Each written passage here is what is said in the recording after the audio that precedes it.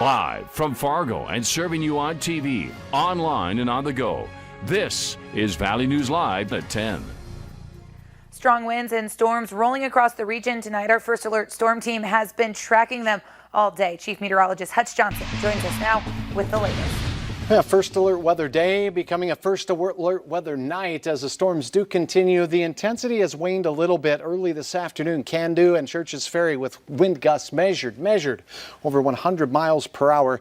Also some significant damage in and around Grand Forks and Bemidji as well. Other wind reports from around the region well in excess of 55 miles per hour. Holt picking up 73 mile per hour gusts. Those were the measured ones, but look at the damage left behind. Argyle, they're at the elevator, and look at this, Glendon. Mobile home with the roof taken off. Bo, thanks for sharing your photos. Here's a look at what we have going on right now. Things are quieting down a little bit in the FM area, but we do have more storms just to our northwest approaching. Some more rain and the strongest storms exiting Wadena County, heading down towards Staples, Minnesota, folks, as those storms are blasting to the south and east. Gusty straight line winds will be possible. Battle Lake having some windy thunderstorms moving back into the area. They're not as windy as the original storms. They're still going to cause gusts up to around 50 miles per hour. And look at this. The Richland County, Wilkin County area seeing storms. Now, I want to point out this activity you see here moving into Lisbon, still very windy, even though there's no warning for it. We do take a look at the wind velocities where you see the greens here, Beth. We're having winds estimated up at cloud level of nearly 80 miles per hour blowing towards Gwinner, blowing towards the Lisbon area. So as these storms approach, know that we could get some wind damage out of these storms yet because they continue to have quite a bit of energy. We'll continue to track these, and I'll have your hour-by-hour forecast details here in just a few minutes. All right, thanks, Hutch. Earlier today, we told you about two fires burning simultaneously throughout the day, one in Fargo at a landfill, the other in Morehead at a compost site. This is video from earlier tonight at the Morehead waste compost site. There was heavy smoke from the fire causing a road closure on Highway 75.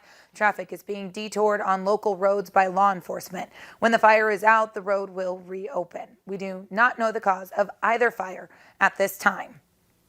One motorcyclist is dead after police say they collided with a GMC pickup in Bemidji last night. Police say the crash happened in the 1700 block of Paul Bunyan Drive Northwest. When officers got there, they say they started life-saving measures on the driver right away, but they were later pronounced dead. The name of the person who died is not yet being released. A local woman has a warning for you tonight after a jump into a Minnesota lake almost left her paralyzed earlier this month. Valley News Team's crime and safety reporter Bailey Hurley talked with the woman today. It's a story you'll only see here on Valley News Live.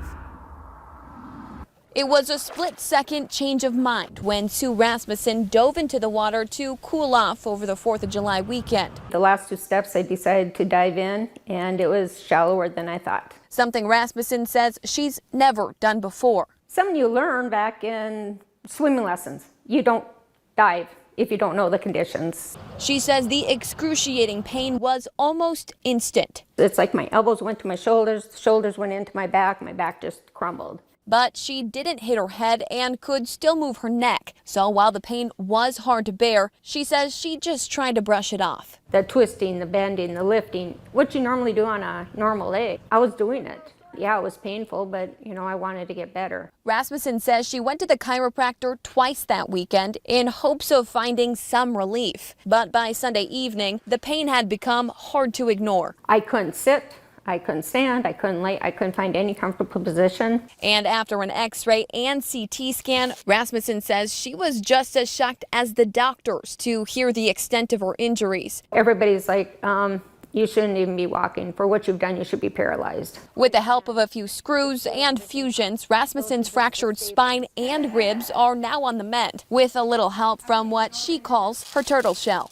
Rasmussen says while it's difficult to get up and down, she knows it could be much worse. I think my lucky stars, I've got tons of angels up in heaven watching over me. And says she urges you and your kids to be more mindful when out at the lakes this summer. You might end up like me, not paralyzed, but don't take the chance. In Dilworth, Bailey Hurley, Valley News Live. Rasmussen says although she just got out of the hospital late this week, she could be cleared to go back to work as early as next month.